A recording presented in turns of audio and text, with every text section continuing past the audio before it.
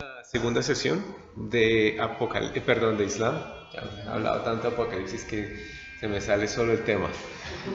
Islam, la segunda sesión.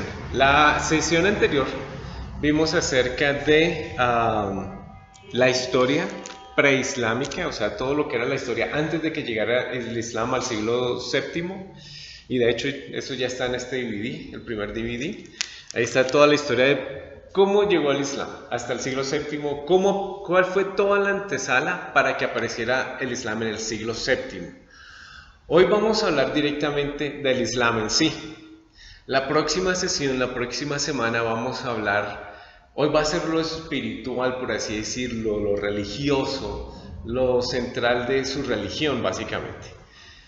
La semana pasada fue la historia, hoy es la religión en sí. Dentro de 8 días vamos a ver cuáles son los efectos de esa religión después de que apareció. Efectos en la política, en la economía, hasta nuestros tiempos. Esa va a ser la próxima sesión. Pero hoy vamos a hablar netamente del Islam. Entonces recordemos que en el mundo hay 7.000 millones de personas. De esos 7.000 millones de personas, 1.700 millones son musulmanes. Y el color favorito de ellos es el verde. Eso de hecho lo vimos en otra de nuestras series, de la serie Apocalipsis. Vimos que su color favorito es el verde. La mayoría de esos países en sus banderas tienen el color verde. Hace unos 4 años más o menos, en el 2011, cuando comenzaron los países a sublevarse ahí, la gente para independizarse de sus dictadores, la gente salía más que con sus banderas nacionales, con unas banderas de color verde, y no importaba qué país era, si era Libia, si era Túnez, hasta en Irán salieron con esas banderas. Varios de esos dictadores que estaban en esos países salieron, la gente los corrió. En Irán no, en Irán se mantuvo, el presidente Barack Obama tuvo la oportunidad de apoyar eso, pero no lo hizo. No le convenía aparentemente, pero eso es otro tema. El punto es que el verde es el color de ellos, y eso lo vimos en Apocalipsis 6, en la serie Apocalipsis, el caballo de color verde. Entonces, 1.700 millones de personas en el mundo son musulmanes. Básicamente, una de cada 4 es musulmana. Una de cada 4, eso es mucha gente. Ahora, estos musulmanes están divididos en muchos grupos, así como por ejemplo los cristianos. Hay supuestamente 2.500 millones de cristianos en el mundo, y están divididos en muchos grupos también. Están los católicos, están los protestantes, los evangélicos, los carismáticos, los pentecostales. De igual manera están divididos los musulmanes. Y ahí en medio de todos estos países musulmanes, en ese mapa que ustedes ven, se ve un puntito rojo y es Israel, y todos odian a Israel y lo quieren desaparecer del mapa. Pero eso es tema de otra serie de conferencias, que es la de Israel hoy y mañana. Por ahora, volviendo al tema de Islam, vimos cómo hasta el siglo séptimo Islam no existía, y más bien todas las comunidades que vemos en este mapa eran paganas y tenían muchos dioses, eran politeístas. Eso es lo que vimos la semana pasada. En esta semana, entonces, vamos a ver estrictamente Islam. Entonces, comencemos por la definición en sí. ¿Qué es Islam? Islam es rendirse a la ley de Alá y en consecuencia ser totalmente íntegro. Eso es lo que significa Islam. De hecho, Islam tiene la misma raíz lingüística o etimológica de la palabra paz en árabe, que es básicamente como salam. Por ejemplo, los musulmanes se saludan con la expresión salam, o de manera completa salam aleikum, la paz sea contigo. La otra persona responde la misma frase un poquito cambiada, malekam salam. Entonces el saludo es salam aleikum y la respuesta es malekam salam. Ese salam precisamente viene de esa raíz que significa paz, y entonces en el Islam se dice básicamente que la paz integral viene al someterse a la ley de Alá. Eso es lo que significa Islam, someterse a la ley de Alá, que trae paz e integridad a la persona. Y viene de la raíz paz. Ahora, entonces la religión es el Islam. Las personas que siguen esa religión son denominadas musulmanes. Entonces, una persona que practica el Islam no se llama islamita, sino se llama un musulmán. Entonces, en el cristiano está el cristianismo, están los cristianos. En esta religión es Islam, musulmanes. Islam y el musulmán. ¿Qué significa musulmán? Es la persona que se somete al Islam. Musulmán básicamente significa someterse. La persona que se somete al Islam, la persona que se somete a la ley de Alá para tener paz e integridad. Y hay que diferenciarlos de la palabra árabes. Entonces, ¿quiénes son los árabes? Los árabes, dice el texto, es uno de los mayores grupos étnicos presentes en el Islam. Sus integrantes viven en la península arábiga y sus alrededores. Entonces, los árabes son un grupo étnico, así como están los morenitos, así como están los chinitos, están los árabes. Los árabes no significa que entonces todos los musulmanes son árabes, porque nosotros a veces asociamos todos los musulmanes son árabes, tienen pinta de árabe, pero no. Por ejemplo, los iraníes son de grupo étnico persa, ellos son persas. Y si uno le dice a un iraní, hey, ustedes los árabes, se va a aprender de una. Dice, yo no soy árabe, yo soy persa. Y pues ellos son muy orgullosos de su estilo persa, de su cultura persa, porque ellos fueron un poder imperial en Oriente Medio hace muchísimos siglos. Ellos eran un tremendo poder. Los árabes siempre han sido nómadas.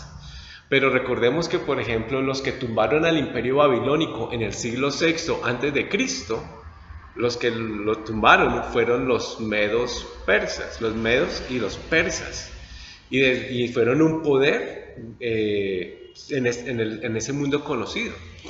Los árabes nunca han sido ese poder, nunca han tenido todo ese poder que los persas sí tuvieron, tanto que tumbaron a los babilonios, los persas. Entonces, no todos los árabes, no todos los musulmanes son árabes. Sin embargo, ahí en la península de Arabia, la península arábiga, es donde vive la mayoría de ellos. Entonces, aquí está la península arábiga. Entonces, la mayoría de los árabes viven en esa área y alrededor, en los alrededores.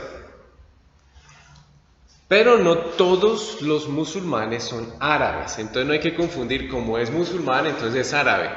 No hay que confundir eso. Ya les dije, los iraníes son persas. Y también hay otros grupos étnicos más pequeños. Por ejemplo, en Marruecos están los bereberes.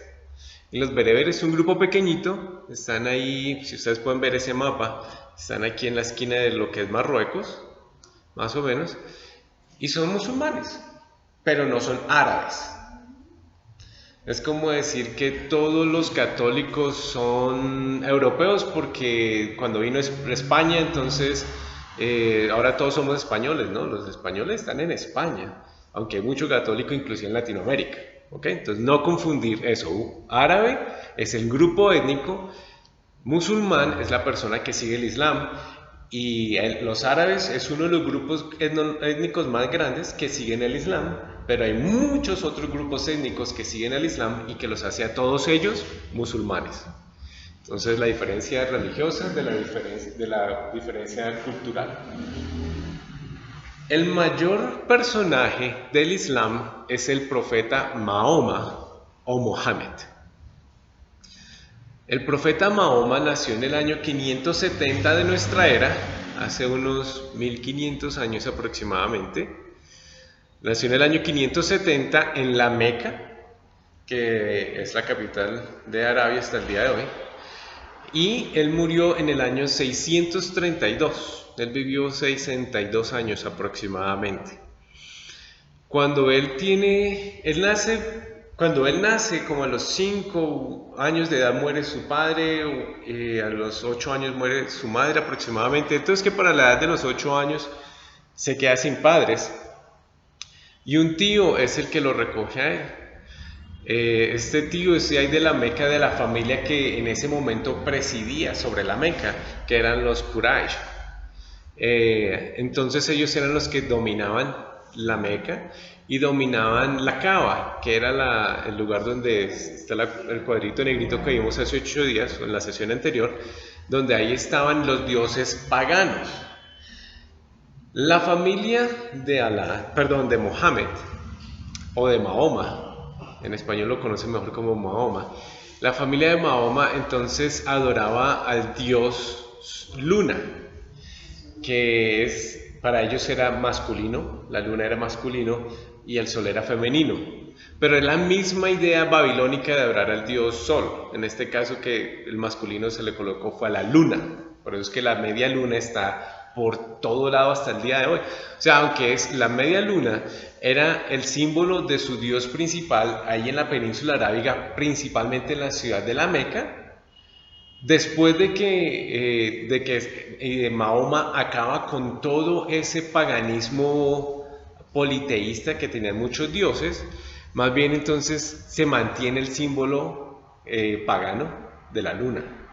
Aunque él erradica todo eso, ahí sigue presente el paganismo en el Islam hasta el día de hoy. Entonces él, como a la edad de 25 años, su familia, como es la que controla la Meca y todo eso, está metido en muchas cosas de comercio. Conoce a la que ha de ser su esposa, que era mayor que él, de edad de 40 años, ella tenía como 25 años, ella era una gran comerciante, era una viuda, y él se casa con ella, y posteriormente él dice que él recibió una visión, un sueño, y entonces en eso él quedó como perturbado y no sabía si se estaba volviendo loco o no. Entonces nos dice la historia que él regresó a donde su mujer y él le dijo: creo que me estoy volviendo loco, yo creo que estoy viendo y oyendo cosas. Y él le dice: no, yo creo que más bien Dios te está hablando, en el sentido de Alá, el Dios falso. Entonces él comienza a explorar un poco más estas visiones que él está teniendo. Y él entonces comienza a decir: el que me está hablando, instruyendo ahora con la última revelación de Dios es el ángel Gabriel. Es interesante porque la Biblia nos dice que si aparece un ángel o alguna otra cosa o persona a darnos otro evangelio diferente al que hemos recibido en las Escrituras, que no le pongamos ni 5 de atención, no le prestemos ni 5 de atención. Mohammed no recibió ese memo. Él no recibió ese memorando bíblico y él se puso a escuchar a este supuesto ángel llamado Gabriel. Este supuesto ángel le revela a él cosas que supuestamente es la última revelación que Alá tiene para la humanidad. Ahora la pregunta es, ¿por qué él se pone a escuchar esta última revelación, siendo que él ya había sido instruido en cosas de los judíos y los cristianos? Recordemos que él era comerciante. Al ser comerciante podía viajar y conocer las experiencias de otras culturas alrededor, como los judíos y como los cristianos. Entonces él escucha a los judíos ciertas cosas, escucha a los cristianos otras cosas, ahí tiene esas ideas, pero supuestamente se le aparece este ángel Gabriel y le revela otras más. Y ahí es donde comienza la confusión. Ustedes cuando leen el Corán, si alguna vez lo leyeran, se darán cuenta que hay unas confusiones de términos, de personajes. Mahoma combina personajes bíblicos de miles de años atrás con otros que están mucho después, los coloca como si hubieran vivido juntos. Una confusión de ideas por todo lado en el Corán. Él mismo no sabía leer ni escribir. Entonces el Corán, que es el libro sagrado de los musulmanes, fue escrito después de su muerte. Pero mientras él estaba vivo, entonces él hacía recitales, él hacía sus enseñanzas, la gente le ponía atención, y posteriormente con la tradición oral entonces fue que pudieron preservar algunas de esas ideas y luego escribirlas. Entonces, Mahoma dice, Adán fue un profeta de Alá, Moisés fue un profeta de Alá, Abraham fue un profeta de Alá, porque él recoge ideas de los judíos. Él dice, y Jesús fue otro profeta de Alá, porque él también recoge ideas de los cristianos. Entonces, él lo que hace es una unión de judaísmo, cristianismo, y dice, todos son profetas de Dios, solo que para los musulmanes, Jesús fue solo un profeta, no fue el Hijo de Dios. Entonces, él dice, todos estos fueron profetas de Alá, mas sin embargo, los judíos y los cristianos han tergiversado el texto, los textos sagrados, y por lo tanto Alá tuvo que utilizarme a mí para traerles la última revelación, y por lo tanto él es considerado el último y el mayor de los profetas. Él está por sobre todos, aunque en el Islam se reconoce que Jesús hizo milagros, y vaya uno a hacer hoy en día milagros, o sea, eso cuesta, eso sí, Dios le da a uno el poder, la autoridad. El mismo profeta no podía hacer todo lo que hizo el Señor Jesucristo, pero aún así para ellos el profeta Mahoma es mayor que Jesús, y Jesús no es el Hijo de Dios. Entonces él comienza a explicar todo esto, esta nueva revelación que recibió a la edad de 40 años aproximadamente. Él está en la ciudad de la Meca, y cuando él comienza a explicar esto, ahí en la Meca donde hay tantos dioses, porque son politeístas, la gente le coge odio a él. Cuando la gente le comienza a coger odio a él, no le queda otra sino perderse, porque lo iban a bajar, porque él estaba atacando, él quería limpiar donde estaban todos estos dioses paganos, que es la Kaaba, la piedra negra, que vimos en la sesión anterior. De hecho, podemos verla aquí un segundito en esta, aquí adelantándome. Ustedes ven ahí la piedra negra, es ahí donde guardaban en la Meca todos los dioses paganos de todas las tribus que estaban ahí en la península arábiga, porque cada clan tenía su propio dios, eran como 600 dioses los que guardaban en ese lugar.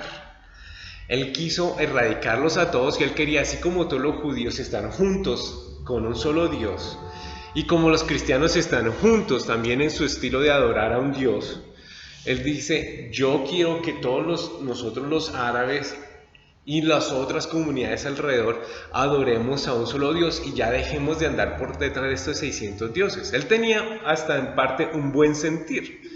Veo que los judíos y los cristianos tienen un Dios, y nosotros los árabes tenemos 600 y pico dioses y andamos peleando. La idea es que nos unamos en una sola adoración, y ahí es donde él introduce el Islam, que es una de las 3 religiones monoteístas. Todas las demás religiones, todos los demás cultos son politeístas. Los paganos tenían dioses para todo, para los peces, para los árboles, para el agua, para las cosechas, para la luna, el sol, etc. Mientras que los judíos tenían un solo Dios. Y los cristianos dicen, tenemos un solo Dios, aunque en 3 personas. Entonces, Mahoma quería que todos los árabes vinieran en una sola unidad, y que cada uno de esos clanes o tribus dejaran sus dioses paganos.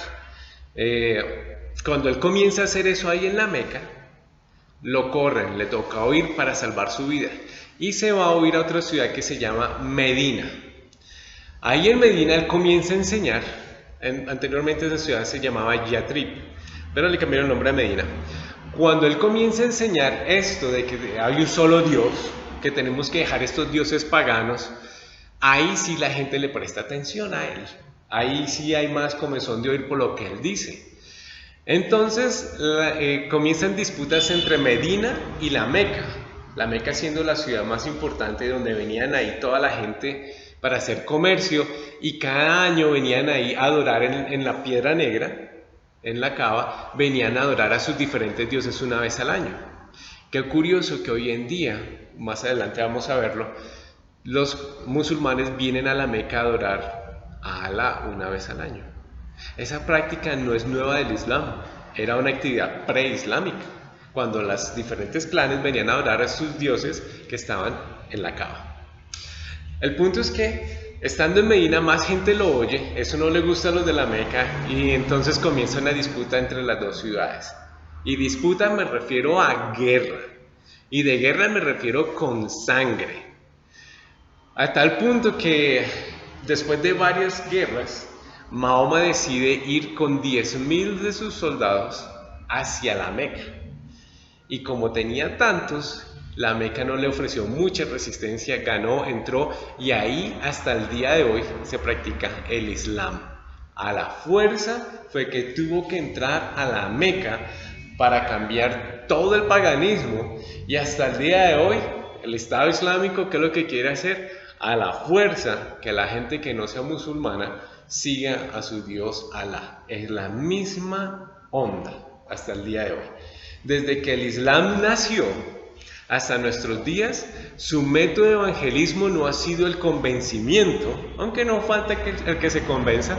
Nuestros países, aquí en Latinoamérica, en Estados Unidos, en Europa, hay gente que se convierte al Islam. Y no solo católicos, pero también evangélicos, protestantes, convirtiéndose al Islam. Entonces no falta el que se convierte, pero la mayoría de los casos de expansión del Islam ha sido desde el inicio a la fuerza. Y el profeta Mahoma fue el primero en comenzar eso, él mismo. De hecho, la bandera de Arabia Saudita es de color verde y hay una espada atravesada de lado a lado, porque en sí es parte de su cultura, es parte de su historia, es parte de su religión, la espada. Entonces, el hombre más importante de su religión es el profeta Mahoma. Él fue el que comenzó entonces el movimiento monoteísta del Islam en la península arábiga. Ahora definamos la palabra Alá. Alá no es un Dios personal, es el nombre de Dios en árabe, pero no es un Dios personal. Alá, ese Dios falso, tiene otros 99 nombres. Este nombre de Alá viene del antiguo dios Luna, del preislamismo pagano politeísta de la península arábiga. Entonces antes se llamaba Al-Ailá y quedó contraído a Alá. Entonces,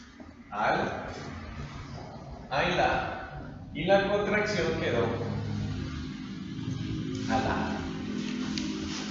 Era el antiguo dios Luna, que para ellos la luna era masculino dios, que era el dios de la tribu de los Quraysh que controlaban la Meca, que era la familia que controlaba, la familia de Mohammed o Mahoma controlaba la Meca, y de ahí sale ese nombre.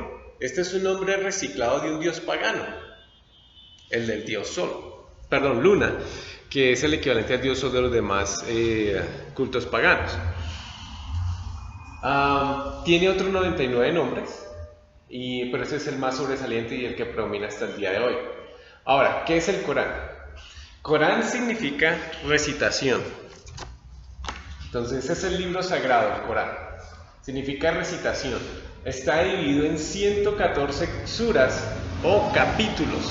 Entonces uno no dice, ahora en el capítulo tal, no. Ellos dicen, ahora en la sura número tal. Las suras o los capítulos de mayor extensión son los primeros, son los capítulos más largos.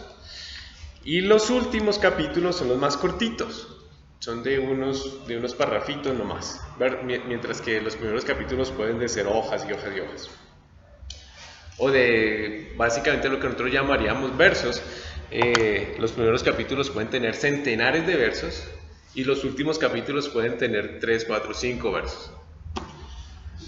También los primeros capítulos están asociados con el comienzo de la obra del profeta Mahoma. Son capítulos como buena onda, con un mensaje más o menos amigable. Los últimos capítulos que tienen que ver con los últimos años de la obra del profeta Mahoma son los más cafres, son los más difíciles, son los más rudos, son los más sanguinarios. Porque recordemos que al comienzo, cuando Mahoma estaba en la Meca, él quería ganarse a los de la Meca y lo hace de una manera bonita, que son los primeros capítulos. Cuando lo corren de la Meca y no puede establecerse en la capital del imperio árabe, por así decirlo, el imperio, entonces él se va con un corazón amargado, airado, huyendo a la Meca. A Medina. Precisamente esa huida para salvar su vida de la Meca a Medina es cuando comienza el calendario lunar de los árabes hasta el día de hoy, de los musulmanes hasta el día de hoy. Eso se llama la Égira, cuando él viajó de la Meca hacia Medina para salvar su vida, y de hecho está en el año, si no estoy mal, 1393 aproximadamente, de cuando el profeta huyó hacia Medina para salvar su vida. Y en esa huida llega a Medina, comienza a enseñar a la gente, pero entonces ya estos últimos capítulos son más cortos y son más sanguinarios. Al comienzo dice, pónganle cuidado a la gente del libro. ¿Cuáles son la gente del libro? Los cristianos. Pero al final ya dice, a esa gente del libro, esa gente corrompió el libro, esa gente hay que bajarlos. Es el mismo Corán, es el mismo libro, al comienzo medio bonito, pero al final hay que bajarlos. Ustedes y yo, por eso como cristianos, somos un objetivo militar para los musulmanes. Ahora, alguien puede decir, no, pero es que no todos los musulmanes atacan y todo eso, y eso es cierto. Así como en todos lados hay dos tipos de personas, en general se puede decir que hay dos tipos de personas, los comprometidos y los no comprometidos. Hay católicos comprometidos, como no los hay, y la mayoría quizá no lo son. Hay cristianos comprometidos, como otros que no lo son. Hay comunistas comprometidos, como Lenin, como Stalin, que mataron millones de personas en la Unión Soviética por estar en contra del comunismo. Como hay otros comunistas, inclusive aquí en Colombia, que no nos van a matar por no ser comunistas. Entonces, hay gente comprometida, hay gente que no.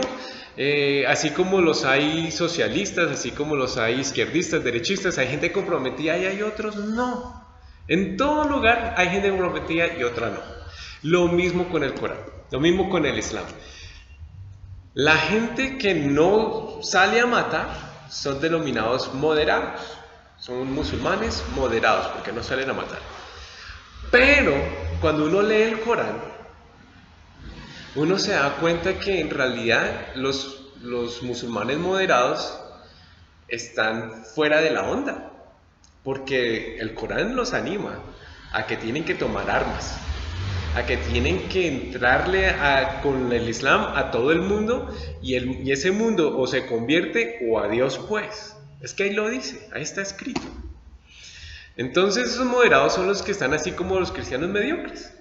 Los que, me parece bonito ir a la iglesia, me parece bonito a veces escuchar música cristiana, me parece bonito ir de vez en cuando a la iglesia, pero comprometido con mi fe las 24 horas del día, no. Así como hay cristianos moderados, hay musulmanes moderados, pero eso no indica que ellos sean la expresión de lo que sus textos sagrados les piden. La Biblia exige compromiso 24 horas al día, los 7 días a la semana, esté cristiano y que sea espiritual y que se le note y que haya compromiso y que evangelice.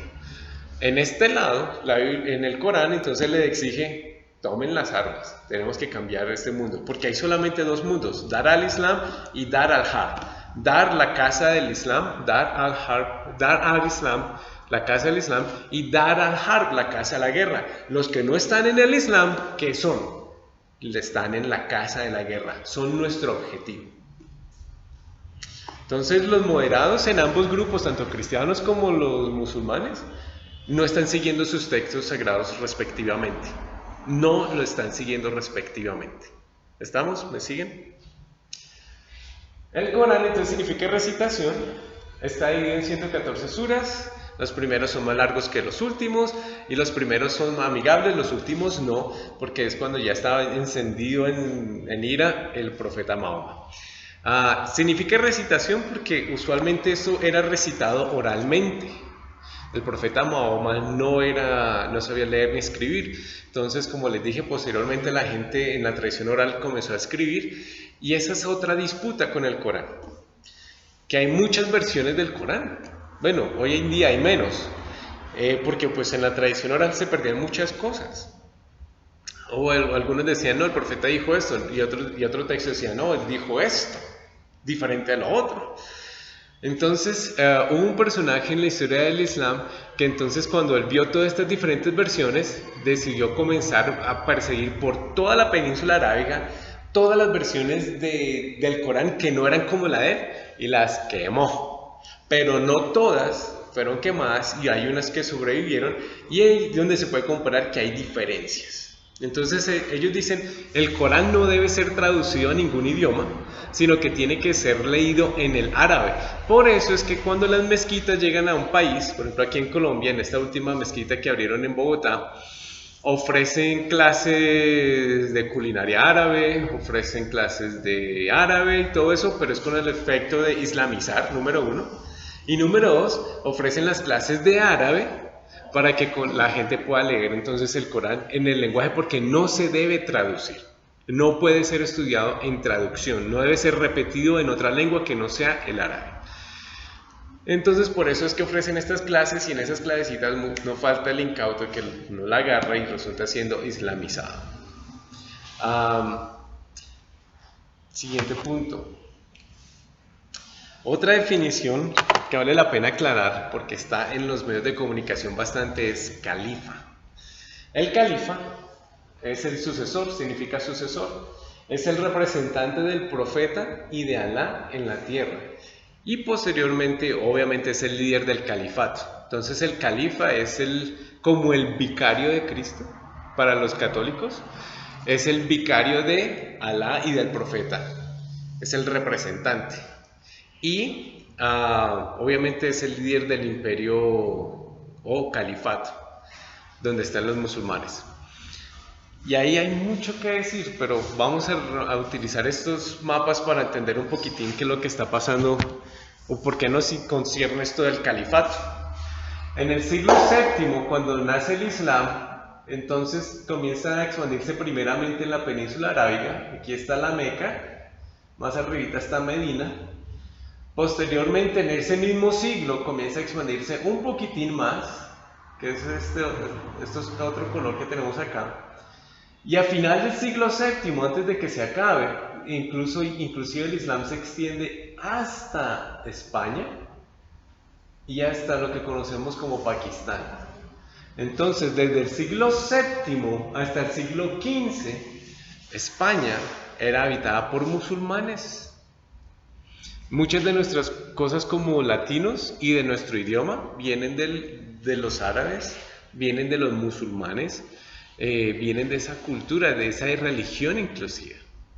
Porque se une la cultura local con la de los musulmanes, y entonces luego en el español y luego viene en Latinoamérica, de ahí adaptamos ciertas cosas y prácticas que vienen de ellos.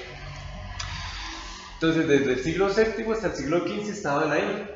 Aquí estaba el imperio bizantino, que era básicamente un imperio cristiano, hasta el siglo X.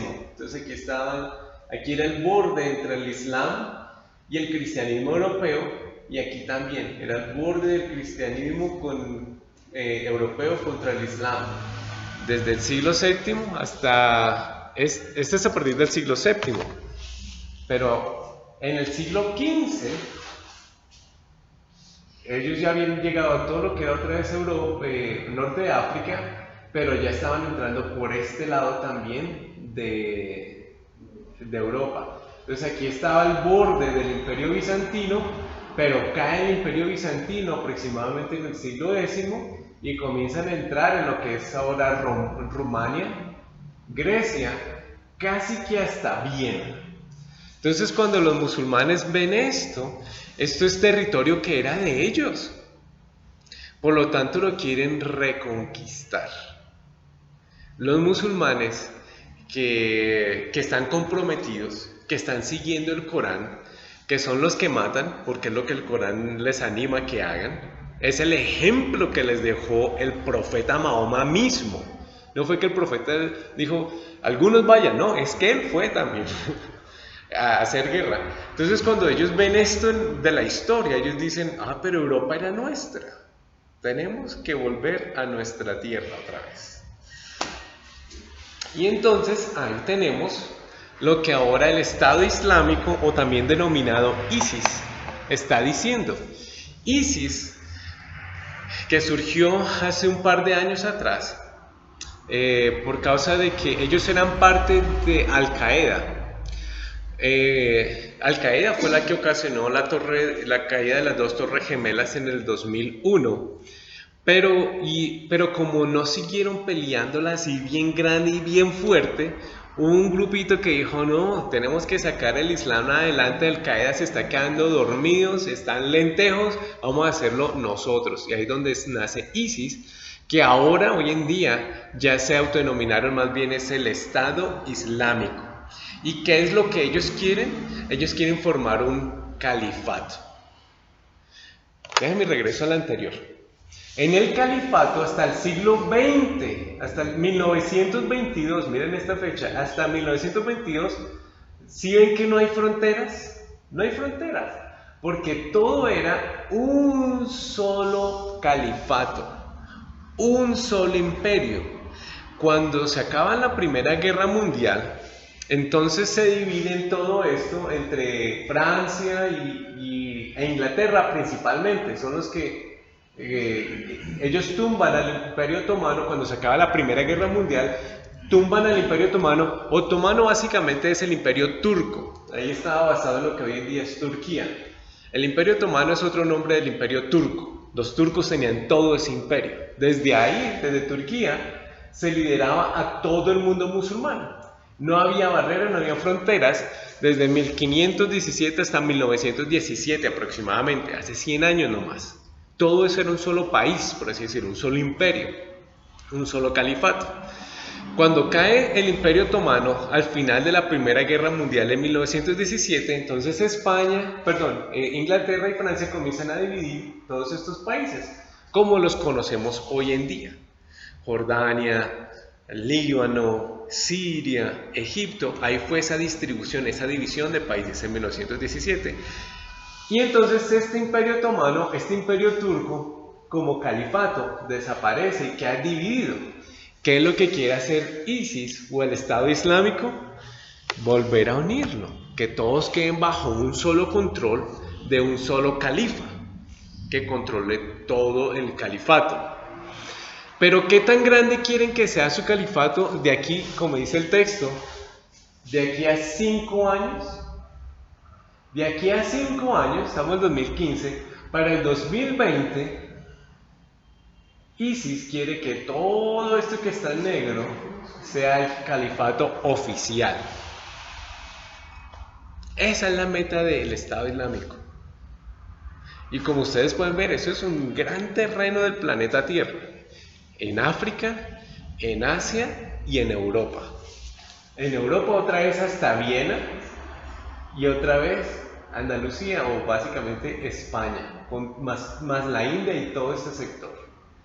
El Estado Islámico, todo esto es lo que ellos quieren y esto es un mapa que ellos lo han colocado en la internet. Esa es nuestra meta, dicen ellos. Y tienen presencia en casi todos estos estados hoy actualmente, tienen presencia en casi todos estos estados. Su sede está principalmente en lo que está aquí como Irak y Siria. Ahí es donde están principalmente concentrados, pero ellos están en todo esto. Y quieren tumbar las democracias, donde hay democracias, dictadores, donde hay dictadores, y que haya entonces un califa que gobierne todo. Ese es un megaplan político económico basado en la religión. Así como en el siglo VIII, en la anterior conferencia, la serie de Apocalipsis, las ciencias y las noticias de hoy, hablábamos acerca de Carlomagno, que él quiso unir a toda Europa en el siglo VIII, política y económicamente bajo el Vaticano. Es exactamente lo que está queriendo hacer ISIS, pero para el Islam.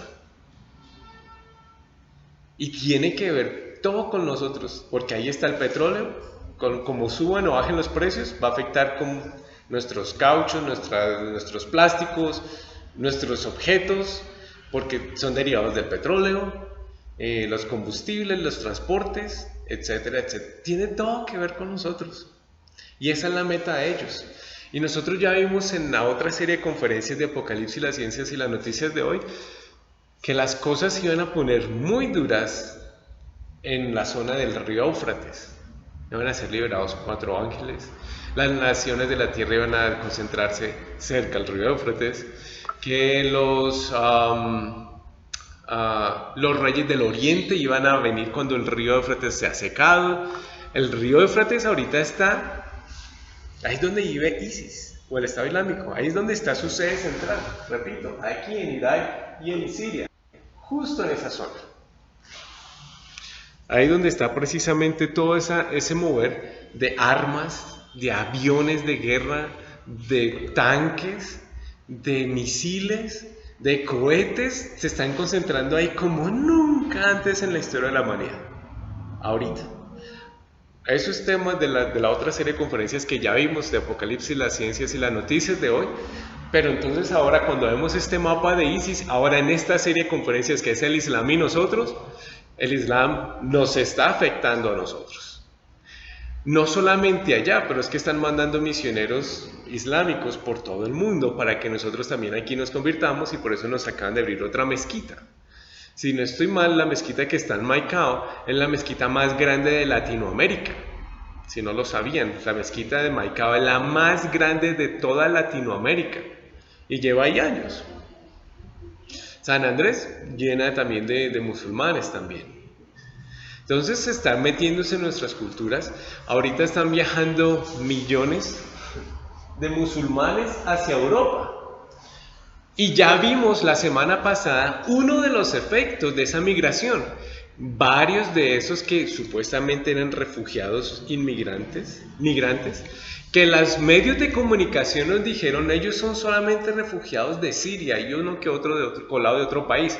Mentira, no eran refugiados, eso lo dice CNN, eso lo dicen los medios liberales, que no son capaces de decir la verdad porque el poder detrás del poder no quiere que la gente sepa la verdad. La verdad era que muchos de esos es que el Estado Islámico quiere tomarse Europa, quieren colocar su bandera sobre Roma, porque Roma es la capital del cristianismo para ellos, quieren acabar con Roma, quieren colocar su bandera no solo en Roma, la bandera negra, esa es la bandera del Estado Islámico, la quieren colocar en Nueva York, que es la sede de las Naciones Unidas, que es la capital del mundo, y la quieren colocar en Washington, D.C., tomarse Estados Unidos. Y ahorita hay un presidente en Estados Unidos que cuando era niño vivió en Indonesia, si no estoy mal, y él obviamente oraba a Alá en las escuelas de Indonesia cuando era niño y vivía ahí. El presidente Barack Hussein Obama. Él, cuando era niño y su padre vivía si no se llama, en Indonesia, ahí tenía que hacer las oraciones musulmanas a diario en su escuelita.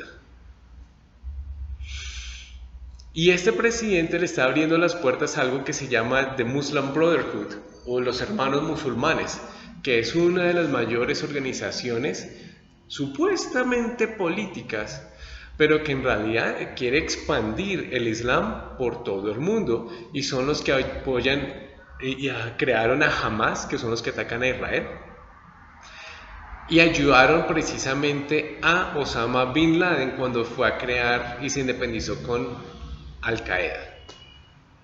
O sea que muchas de estas organizaciones que parecieran simplemente políticas, simplemente económicas, son simplemente fachadas y puentes para la islamización del mundo. Y en Estados Unidos es increíble, pero el presidente actual de Estados Unidos, Barack Hussein Obama, le abre la puerta a los hermanos musulmanes como si estuvieran en su casa, cuando en Egipto mismo son perseguidos porque el mismo gobierno egipcio sabe que son un peligro para el resto de la sociedad egipcia porque son muy, muy islamizantes.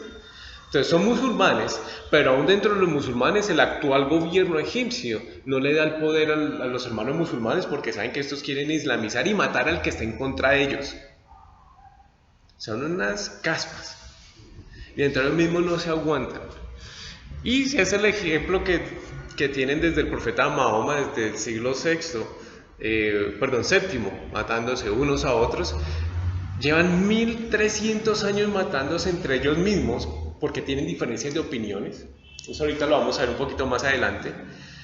Y todavía no falta el incauto aquí en Occidente, politólogo internacional, que se atreve a decir el Islam es una religión de paz. Todo porque lo leyó en un librito por ahí y no ha ido allá. Yo he estado allá, yo sé que esa gente se mata entre ellos, en sus diferentes grupos. Esa gente quiere volver todo ese planeta islámico, o por lo menos armar ese califa y desde ahí, ese califato y desde ahí controlar el mundo entero. Y lo están haciendo en serio. No lo dicen por decir y tienen las armas y el dinero, petrodólares para hacerlo. Y son parte de las profecías bíblicas. En parte de las profecías bíblicas nos mencionaban que el río Éufrates se iba a poner caliente en esa zona, y lo está. ¿Estamos? Bueno, el Islam tiene 5 pilares, 5 cosas que son muy importantes para ellos. La primera es el Shahada o la declaración de fe.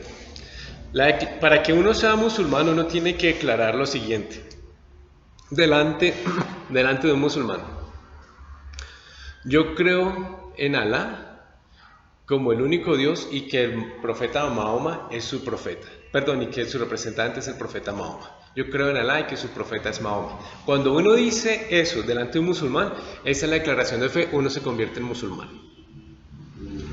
Esa es su declaración de fe, esa es su manera de convertirse. No digo que nacer de nuevo porque ellos no tienen ese concepto, pero sí de convertirse al Islam. Ese es un pilar de la fe. Ahí comienza a ser musulmán. Otro pilar de la fe islámica es el Salah, que es la oración. Entonces ellos oran aproximadamente 5 veces al día. En la mañana, antes de que salga el sol, otra al mediodía aproximadamente, otra como a la mitad de la tarde, otra cuando se está ocultando el sol y otra por las noches. No lo tienen que hacer, pero los piadosos lo hacen. Y no importa dónde estén, si están en una tienda, ahí en la mitad de la tienda y en dirección hacia la Meca. Otra vez, qué curioso, antes de que el Islam surgiera en el siglo VII con el profeta Mahoma, por centenares y miles de años, cuando las tribus árabes tenían sus diferentes dioses y tenían su representante de su dios, de su tribu, en la Kaaba para que las otras tribus lo reconocieran, antes del Islam, por cientos de años, estas gentes se postraban a adorar hacia la Meca, porque ahí estaban sus dioses. Luego en el siglo VII nace el Islam, ¿y qué sigue sucediendo? Hay que adorar hacia la Meca. La misma historia de su antiguo paganismo preislámico antes del Islam, ahora en el Islam. Que es algo que le ha sucedido al cristianismo también. Cosas de paganos también se han metido en el cristianismo y ahora los cristianos lo hacen dizque para Dios y en nombre de Dios cuando Dios no lo ha pedido ni está en las escrituras. Lo mismo ha sucedido en otras religiones, incluyendo el Islam. El tercer pilar es el Sahur o el ayuno. Entonces, hay un mes en particular que es el mes de Ramadán. Es el noveno mes, si no estoy mal, del calendario. Ellos tienen un calendario lunar.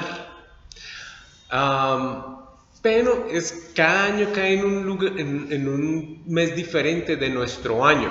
¿Por qué?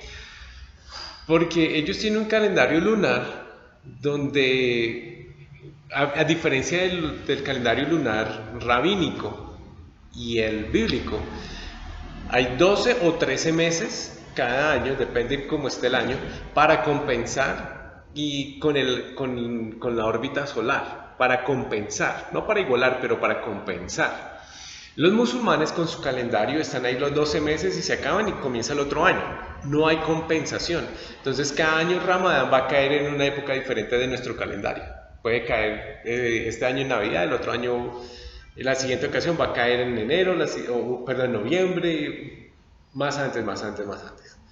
En el mes de Ramadán, en su calendario, entonces la idea es no comer ni tomar agua durante el día.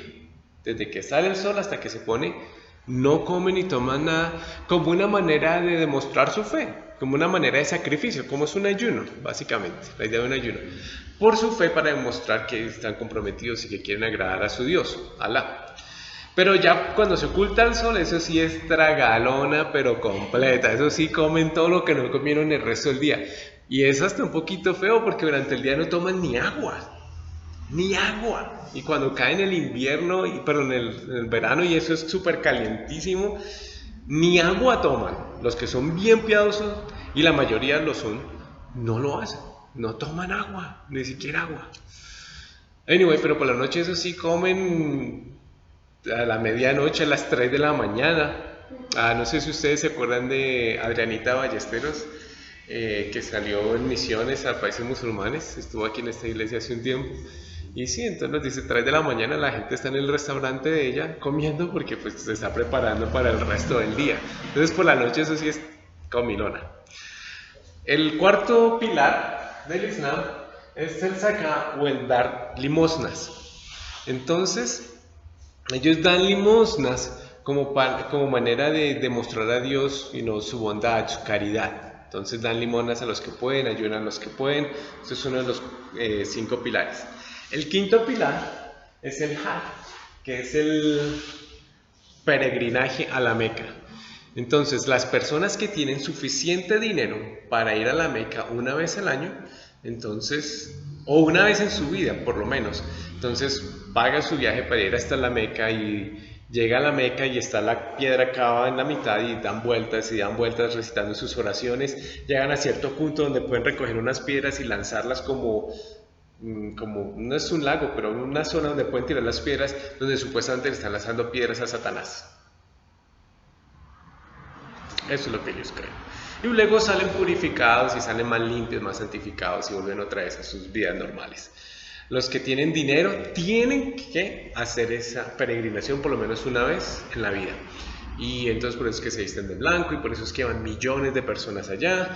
Y luego mientras están dando vueltas y el que se cae le pueden caer 30.000 encima y mueren como 2.000, que fue lo que pasó ahorita hace poquito.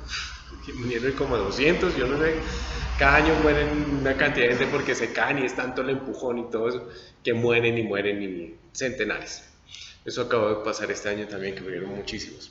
Estos son los 5 pilares del Islam. Son las 5 cosas que todo musulmán debe hacer. Ahora, doctrinas del Islam. Entonces, cosas que ellos en las que principalmente creen. Ellos creen en Dios, en el sentido de Alá, que es su Dios falso. Ellos creen obviamente en su existencia, que hizo todo lo que existe. Ellos también creen en los ángeles. Precisamente, como les dije, el profeta Mahoma dijo que el que le estaba mostrando esta revelación era el profeta Gabriel, perdón, el ángel Gabriel. La Biblia, ya les dije, la Biblia nos dice, hey, si algún ángel se aparece con una nueva revelación, no le creen. Bueno, pues Mahoma no recibió ese versículo, no lo leyó. Y una de las cosas que ellos creen es que sí hay presencia de ángeles haciendo cosas para Alá. Otra cosa que ellos creen es en los libros, comenzando por el Corán. Con el Corán.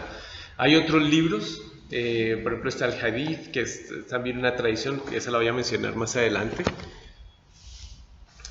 Ellos obviamente creen que el Corán es la palabra de Dios, de Alá, porque el texto de los judíos, el Antiguo Testamento, y el de los cristianos, el Nuevo Testamento, está corrompido según ellos. Ellos creen en los profetas. Entonces uno les dice, ¿vos crees en Abraham? Oh, sí, yo creo en Abraham. ¿Vos crees en Moisés? Oh, sí, yo creo en Moisés. ¿Vos crees en David? Oh, sí, yo creo en David. ¿Vos crees en Jesús? Oh, sí, yo creo en Jesús. No como el Hijo de Dios, pero yo creo en Jesús. Entonces, cuando uno está hablando con ellos, cuando uno lo está tratando de evangelizar, uno tiene que tener cuidado con los términos, porque ellos podemos hablar de los mismos sujetos, los mismos profetas, pero ellos están pensando en otra cosa, diferente de la de nosotros. Ellos también creen en el día del juicio, un día en que Alá va a premiar y a condenar a la gente. Y ellos también creen en los decretos soberanos de Dios. Y en esto de los decretos soberanos de Dios, entonces hay que entender una cosa. Alá es un Dios impersonal, por allá bien lejos. No es como el Dios de los cristianos al que nosotros le podemos hablar e interactuar. Por allá en su lejanía, Él ya decide quién va a ir al cielo, al paraíso y quién no. En esa impersonalidad y lejanía de ese Dios, entonces lo que Él determine, así va a ser. Entonces, los musulmanes no tienen seguridad de salvación. Los cristianos sí. Los cristianos, la Biblia nos dice, el Espíritu Santo le habla a la persona y le da testimonio de que es santo, de que es salvo. Los musulmanes, entonces, ellos tratan de hacer buenas obras para ganar su salvación. Ellos creen que al hacer buenas obras yo puedo ganar puntos. El problema es que si a Alá no le plació, por más de que yo haya hecho buenas obras, mandarme al paraíso, de nada me sirve. No saben si son salvos o no. No lo saben, no tienen esa certidumbre, nunca lo podrán saber. Y por eso entonces tratan de hacer hospitalidad, limosnas, lo uno y lo otro. Pero no lo saben. De hecho, ellos no creen tanto en el pecado como nosotros creemos en el pecado. Eh, por lo tanto, como no creen tanto en el pecado, ellos creen en errar o en tratar de agradar a Alá, pero no tanto en la versión de nosotros que tiene un peso eterno para salvación o para perdición. Entonces ellos tampoco piensan en términos de salvación, porque no están ni perdidos ni salvos. Están tratando de ganarse la salvación si a Alá le place. Entonces no tienen una definición de pecado de salvación como nosotros sí la tenemos. Creen en un infierno, creen en Satanás. Vamos a dejar hasta ahí por ahora.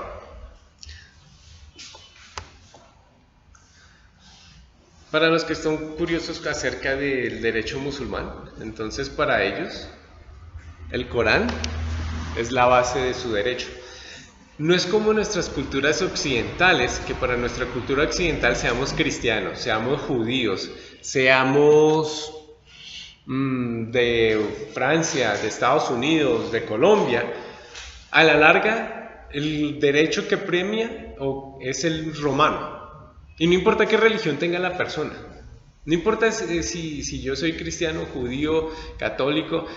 Lo que importa ante la ley, ante el gobierno, es el derecho romano, básicamente, que nosotros tenemos en nuestros sistemas judiciales. Allá lo que importa es lo que el Corán diga. Para los judíos en el Antiguo Testamento importaba lo que el Antiguo Testamento decía, el Pentateuco, Génesis, Éxodo, Levítico, Números, Deuteronomio. Hoy en día prima es lo que la ley del gobierno local. Para los musulmanes es lo que el Corán diga. Otra de las cosas que tienen en cuenta ellos para juzgarse entre ellos es el hadith o el hadith. El hadith son las obras y dichos del profeta Mahoma. Entonces, si la tradición nos dice, y está en el hadith o hadith, que el profeta Mahoma se colocaba, para colocarse los pantalones se sentaba, para colocarse los pantalones, por así decir, los musulmanes piadosos, practicantes, tienen que sentarse porque el profeta Mahoma lo hacía. Si el profeta Mahoma, al levantarse en la mañana para comenzar a caminar, lo hacía con el pie derecho, ellos tienen que hacerlo también. El hadith o hadith contiene esos conocimientos, esas prácticas del profeta, y si él lo hizo, ellos lo tienen que hacer. Y no se les olvide que el profeta Mahoma, cuando salió de Medina para llevar el Islam a la Meca, salió con 10.000 hombres en pie de guerra, y ya había peleado otras batallas anteriormente, pero esa última con 10.000 iba a ganar porque eran muchos. Si él salió en guerra para llevar el Islam, ¿qué es lo que va a hacer un piadoso seguidor del hadith? Ir en pie de guerra y llevar el Islam. ¿Estamos? El ijma es el fundamento de fuerza de ley a todo aquello que es objeto de consentimiento universal. En otras palabras, lo que la mayoría diga, eso vale. Si la mayoría decimos que la mujer tiene que estar tapada de arriba abajo, tiene que estar tapada de arriba abajo. No está tapada de arriba abajo, la matamos. Que es lo que sucede entre los grupos más fundamentalistas. Entonces, y esto es curioso porque tanto este punto como los anteriores, el hadith y el Corán. Yo he estado en París, Francia, y en París, de 12 millones de personas, una tercera parte son musulmanes. Hay sectores donde pues, los musulmanes comienzan a llegar y se toman el barrio, y el sector, y el área, la zona. Y entonces cualquier persona que tenga un problema de tipo legal, civil, tienen tanta influencia que la ley parisina no aplica, la ley de Francia no aplica, la ley de la Unión Europea no aplica, sino una ley sharia o la ley musulmana o la ley islámica. Entonces, si en la ley islámica decían que que yo me robé algo y entonces en lugar de que París dijera, pues mándelo en reclusión por un mes, no, la ley Sharia dice cortarle la mano, le cortan la mano. Y si quiere demandar ante la ley parisina, la ley francesa o la ley de la Unión Europea, por causa del multiculturalismo, porque le queremos permitir a toda la gente conservar sus tradiciones, aunque salieron de sus pueblos y vinieron a Europa, queremos que conserven sus tradiciones y nosotros tenemos que aprender de ellos, entonces se lo permitimos hacer. El multiculturalismo es basura. Hace 3 años la canciller de Alemania, Angela Merkel, y el entonces presidente de Francia, ambos, cuando salieron y lo dijeron en público, yo no lo podía creer, dijeron, tenemos que volver a los principios cristianos de Europa, porque este multiculturalismo no sirve para nada. Usualmente este mundo, cuando se va en una corriente liberal, izquierdista o multicultural, nos echan para atrás. O sea, si decimos que somos pro-gay, después dicen, no, ya no vamos a ser pro-gay. No, siguen y se lo meten a cuanto gente pueda. Pero salieron estos dos presidentes diciendo, tenemos que volver a los principios del cristianismo. Eso fue increíble, iban en contra del sistema. Y es más, la semana pasada lo volvió a decir Angela Merkel. Lo volvió a decir por segunda vez por todo esto que ha pasado en Europa con esta matanza en París, Francia. O sea, que se patracen, como dicen los mexicanos, que se devuelvan, eso es increíble. ¿Lo van a lograr? No, eso no se va a patracer, eso van a seguir ahí. Y van a seguir muchos efectos y muchos problemas. Los quillás son analogías, historias historias musulmanas, islámicas, y entonces cómo tienen que aplicar, basados en esas historias, cómo tienen que aplicarlo en nuestros días.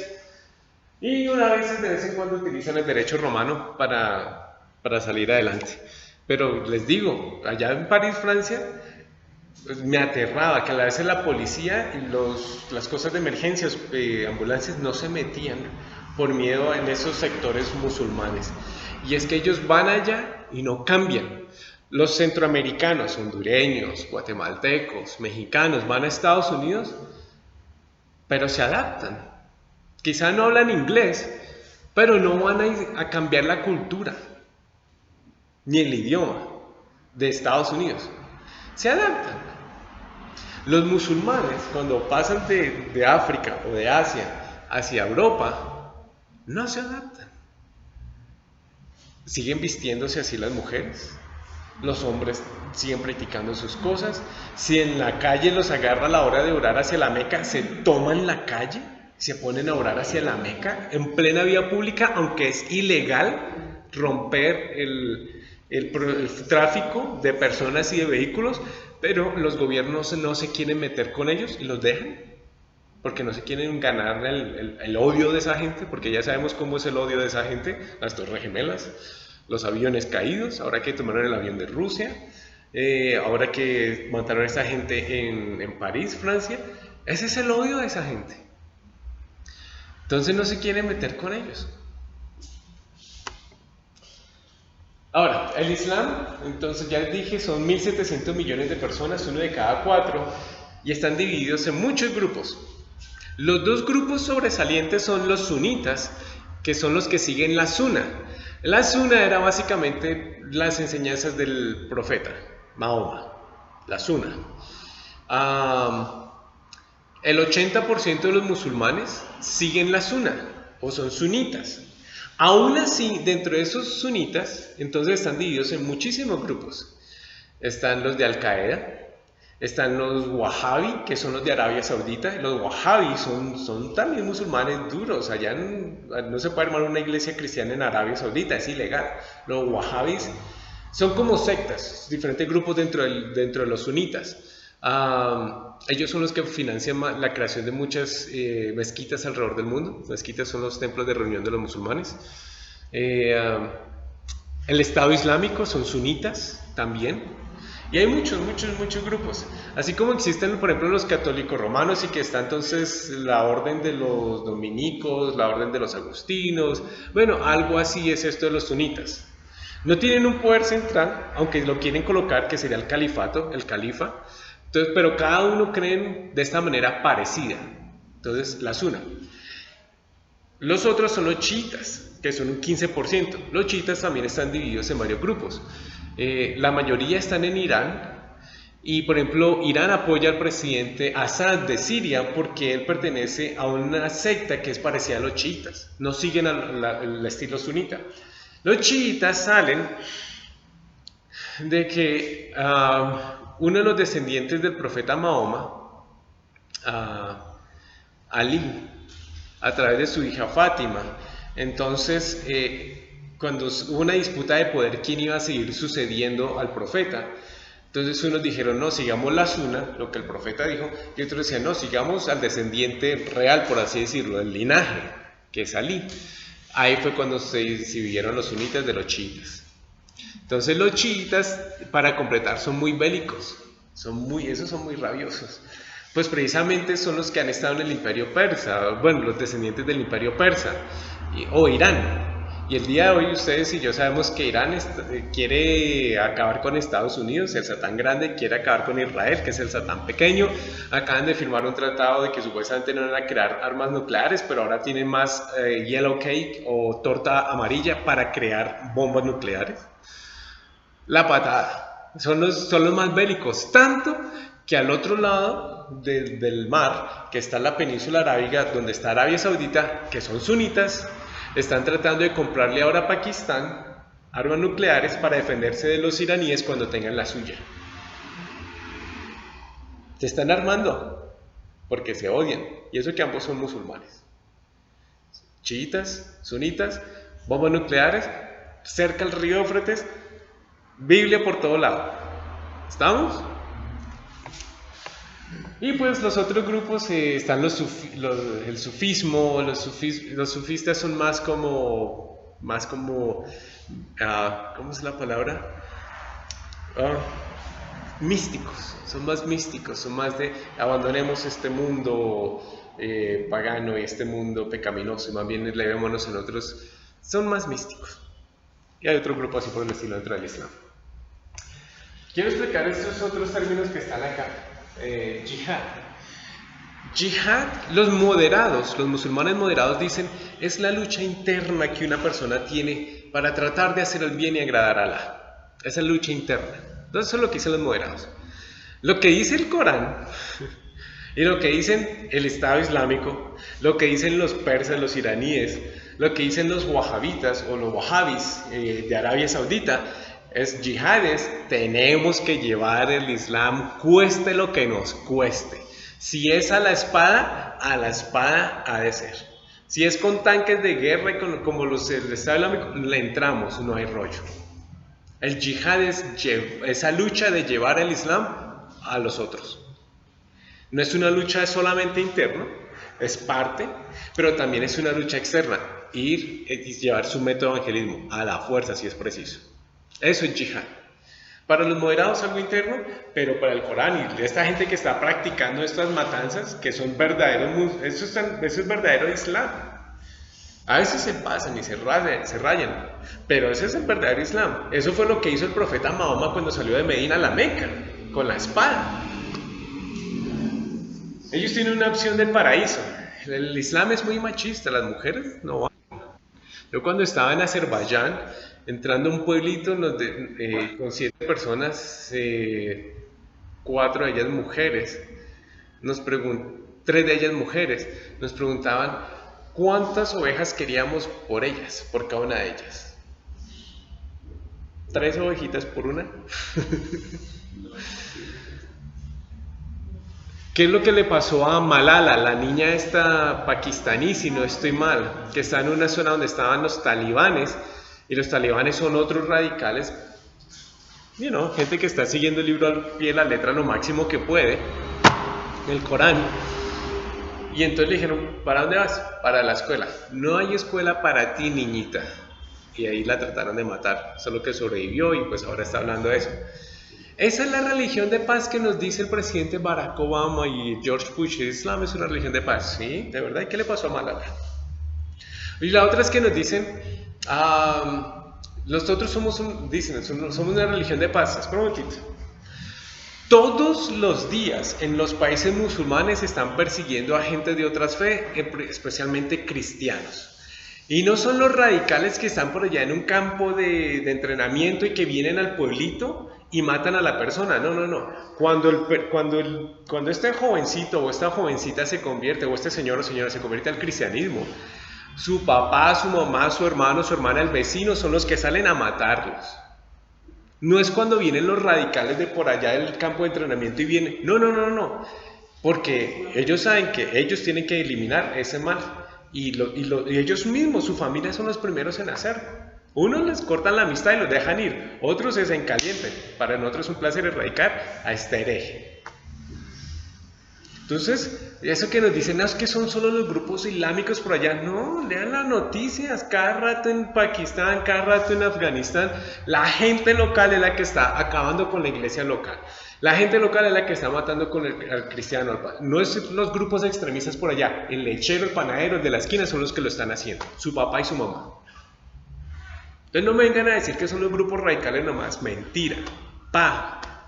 Y esa es la religión de paz que nos dicen que son. Y que el profeta Mahoma comenzó desde desde Medina a llevar el Islam a la Meca con la espada. No, ahí está en la historia.